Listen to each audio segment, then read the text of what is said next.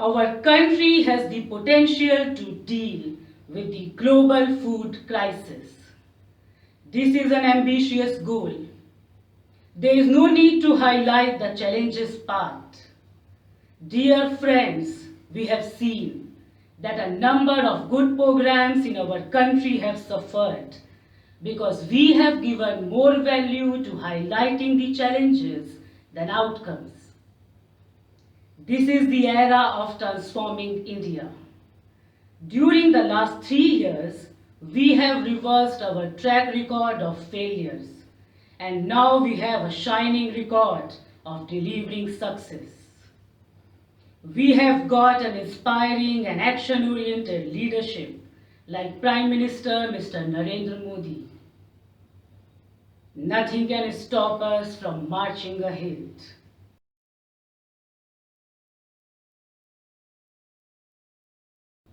Agriculture and agribusiness are two different sectors with different risk-return profiles. The agriculture is the new driving force of our country.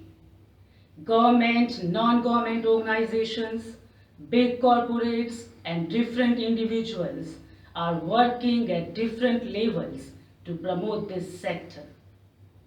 Despite their collective efforts, our youths are not enthusiastic toward agriculture sector. They do not consider agriculture as a career or business opportunity. Why? Is it because agriculture is not a profitable business in India? Is it because agriculture is full of risk and uncertainties in India? I believe Indian agriculture sector lacks only one thing, and that is branding. Our youths have a track record of brand consciousness. Post-independence, through different mediums, an inferiority complex has been injected in our youths that anything that belongs to your identity is inferior. The Indian agriculture sector is the victim of this inferiority complex. There is a need to break this perception through the aggressive branding of Indian agriculture sector.